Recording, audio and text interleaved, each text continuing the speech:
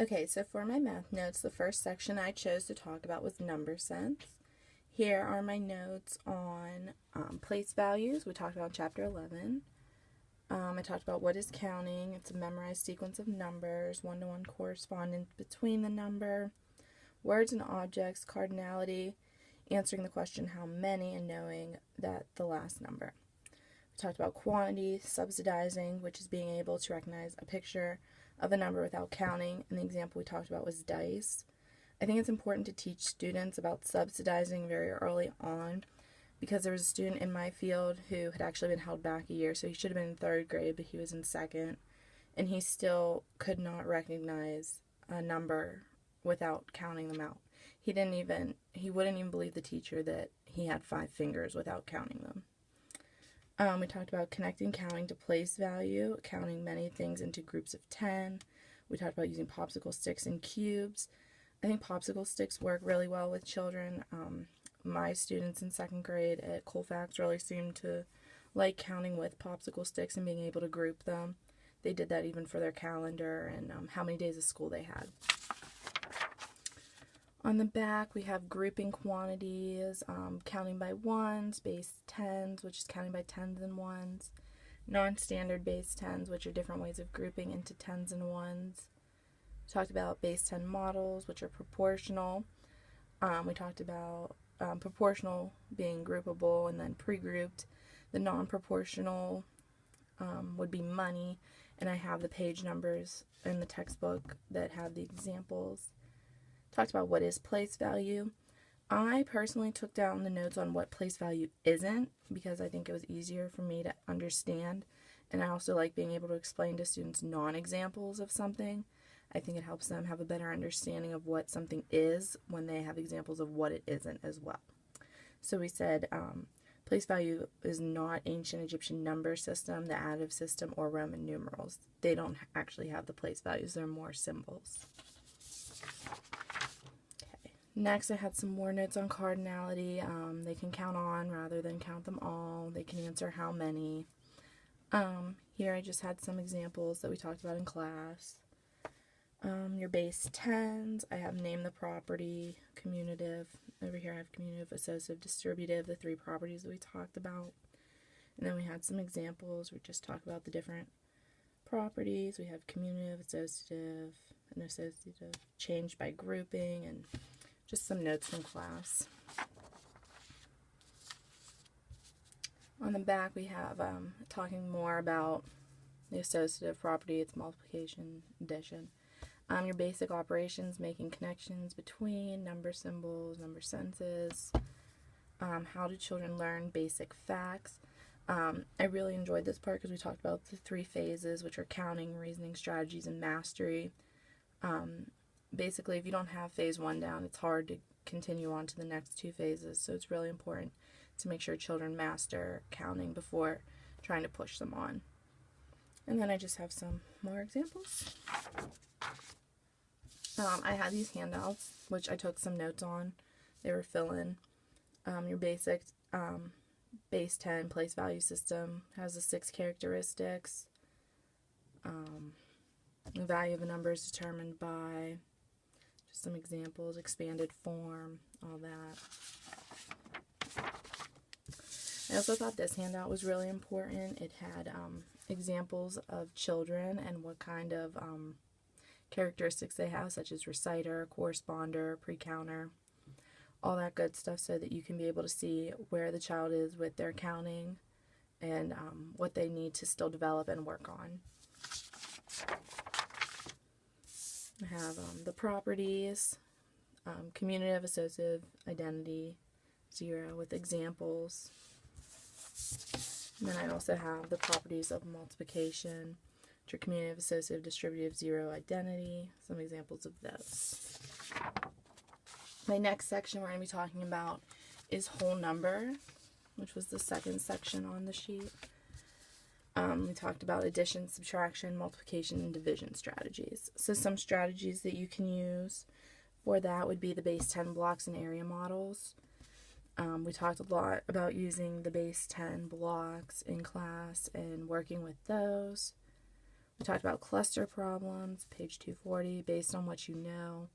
So if you're doing 27 times 4, you can do 20 times 4, and then 7 times 4. You could do 25 times 7, 2 times 4, which is these two with these two. Partitioning by tens and ones, an example. Partial products. Here I actually have the base 10 blocks drawn out. Traditional uses actual values, and then the expanded, which is using the digits. I personally like the traditional version better. I think it was easier to comprehend, and I think students have an easier time with that, at least that I saw in my field.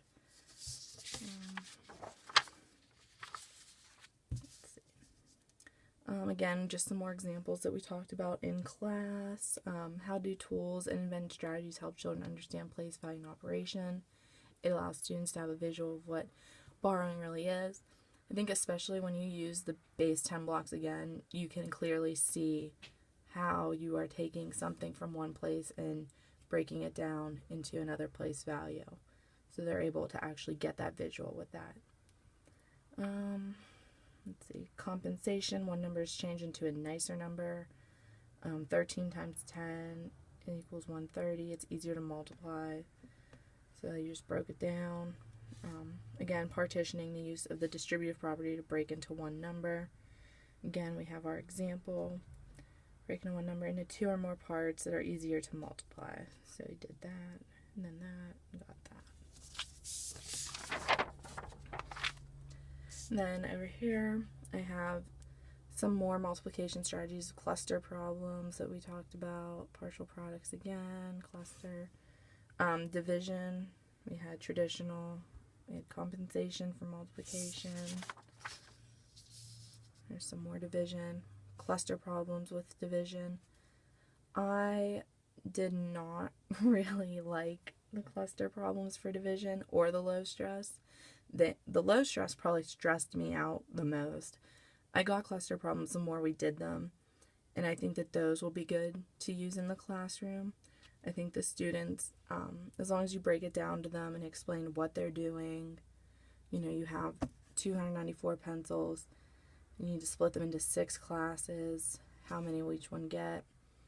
So what we did was 6 times 40 equals 240, 6 times 9 equals 54, and then we added them to get that. Over here, multiplication, all that. But the low stress, I personally wasn't really a fan of. For my last topic, I picked ratio and proportion. I took most of my notes on this on the worksheet that we did, but I also have some notes. I wrote down my strategies for how I solved the problems that we did on the worksheet. You know, doing that, and then having 700 candies, because, you know, you have 40 bags, there's 720, so you have to still have that ratio to get them, so you have 200 to 520, which can be divided evenly into 40. So what I did was 720 divided by 18 equals 40. And Jolly Ranchers, 5 times 40 equals 200. I also have some notes on place value with your ratios and all that we wrote down. The double number line, which we use to see like for sales and mainly with like that type of stuff. Regrouping. And then basically I just did all my work on this sheet. That way I had it on me. It's easier for me to have the worksheets. I'm kind of a messy note taker. Over here, just the case of Murray Henson, all that stuff that we talked about. And just wrote it down. That way I had it. In the back. I think when you're teaching ratio to students, it's really important to explain that the ratio is always going to stay the same. Even though the value of the ratios might go up, like they did in this first problem. It went, you know, you have 520 jawbreakers compared to 240. Instead of just your 5 and 13, that as long as you can break that back down to the original small ratio of 5 to 13, they can understand it. They just need to know it's not, you just multiply it by this number and this number. It's, the ratio still has to stay the same.